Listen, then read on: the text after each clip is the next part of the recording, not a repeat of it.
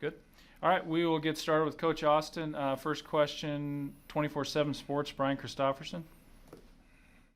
Hey, Greg. I know that game against Ohio State was a ways back, but how did you think the young guys responded to it? And also, kind of moving forward, what do you think they took from that experience and what you've seen out of them heading into this week? The young guys' response to it was good. I mean, we always have things to work on. It was good to, get a lot of guys, in playing, and I think that they learned a lot about themselves, in the process of having that first game, especially a game against a really good defensive line, a really good defense, and I think that the response to it, coming from the game, has been, just like any other week, we got to, continue to work to get better and, correct the errors that we made, and then certainly the things that we did well, continue to drive home the points that made those plays work for us and make those techniques work for us, for that matter. Did you like how that rotation worked with Bo and Wilson? I know before the season you said you wanted to rotate some more. Is that something you want to keep kind of going like it was in that game? Yeah, we want, we got some young promising guys and we got some guys that have a lot of snaps under their belt. And, it's all in an effort to continue to evolve the young guys, but then also to keep the old guys healthy. And that's what you saw with Bo and Ethan Piper on, I guess a couple Saturdays ago with the rotation of those guys. So that's our intention, is to, continue to, filter in the young guys that have a lot of promise to them and can do the job, and get those guys some live game reps, because we have a lot of confidence in them, as we do the old guys as well. Sean Callahan, Husker Online. Hey, Coach, when you look at Northwestern's front, I mean, what is it they specifically do that people have a hard time just consistently running the ball on? It seemed, watching them against Iowa, they did a pretty good job up front. What have you seen as far as how they'll challenge you guys up front? Yeah, man, they're gap discipline. Those guys are gap discipline. We talk about the defensive line. They very rarely ever get out of gap, get moved out of their gap. And then certainly you talk about the backers, man. The backers are the strength of their team. The backers are, the guys that have started, basically it seems like 4 years in a row. Number 51, number 42, number 28. Those guys, are really good players, and they have a good feel for the gaps that they need to work downhill through, and those guys play a physical brand of football, and certainly we got our work cut out for us, and that's what you see all over the film from the last couple of years. Not just the first two games they've played, but they're a pretty strong and stout front against whomever they've played. Some really good rushing offenses in the Big Ten. Those guys have been able to manage and do well against a lot of really good teams in the Big Ten. Omaha World Herald, Evan Bland. Hey, Greg. Just curious, coming off your first game as run game coordinator, what that experience was like. How was that maybe different for you from coaching games in the past, and maybe what did you learn or take away from that moving forward? Yeah, I mean, it wasn't very much different. Just being honest with you, the flow of the game, as we go throughout the season, there might be a little bit more of an expanded role, but not very much changed from seasons past to what we did on Saturday functionality wise. As we continue to work through the season, again, the run game coordinator is more of a title, than an actual in-game, direct responsibility. Certainly there's an ownership there, but it's more or less making sure that we keep the main thing, that we're not going and straying off to other places in the run game, that we're our bread and butter is our bread and butter, and we're running our bread and butter. And, we decided to attack those guys a certain way on Saturday, Ohio State. And, at least for the beginning of it, kind of throughout the game, we were able to do, some good things in the run game. Lincoln Journal-Star, Parker Gabriel. Hey, Greg, sort of a broader question for you. I've heard some players say this week, talking about, maybe not going out in a situation where they might have before, just trying to sort of take COVID and the protocol seriously. And I'm wondering, with all of the ups and downs and a game getting canceled and all that, how have you seen guys just in general handle the things that they're being asked to take into consideration beyond just, getting better at being football players?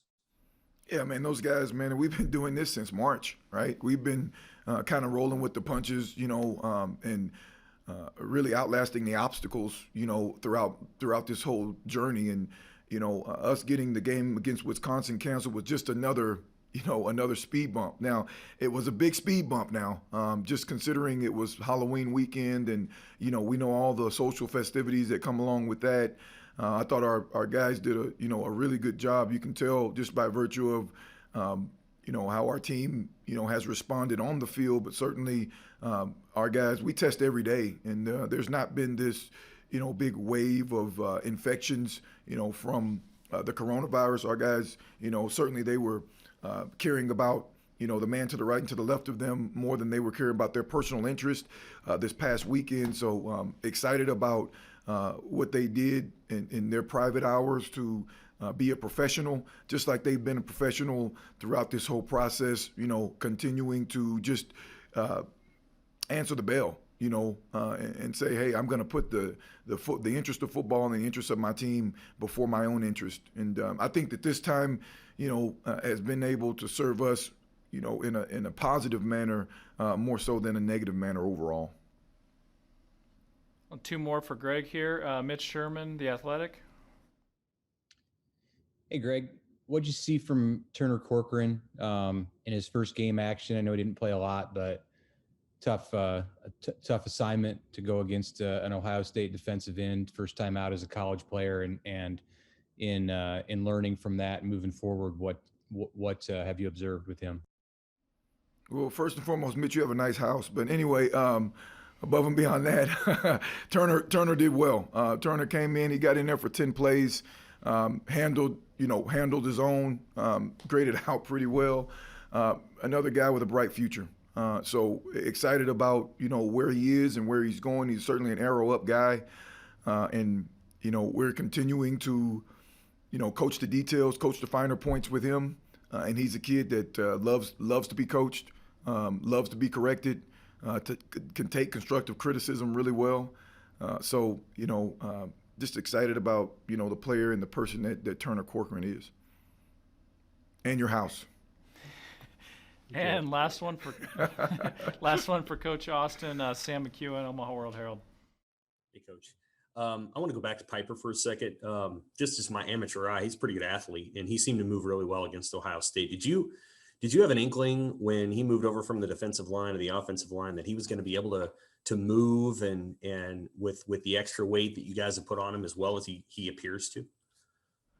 Yeah, I mean, Turner, and you said it best. He's an athlete, and that's what we try to recruit here at Nebraska. We want to recruit big athletes, and obviously a local Nebraska kid and big hands, strong kid, good body leverage. Piper is another guy that, is a really good player that's going to be, a really, one of the best in the conference in the country. Hopefully, here soon. I can't say enough about the athlete that the kid is. He's an aware kid. He's continuing to elevate his football knowledge and football understanding and instincts and et cetera, et cetera. All those things come with snaps, right? And I mentioned it earlier.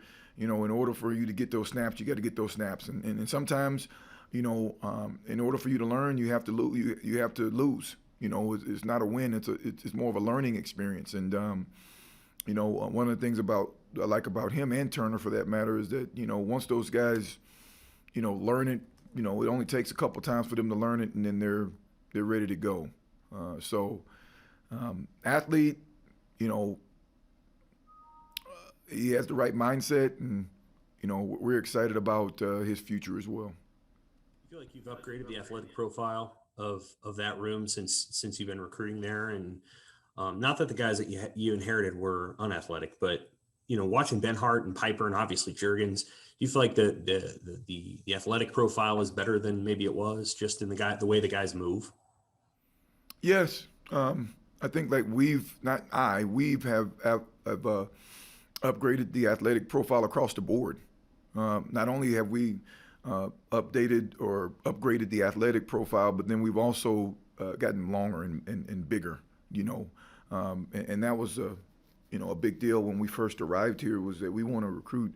We're in the Big Ten. We got to get big dudes, and no discredit to the guys that were here previously. But at the end of the day, it's an objective measure.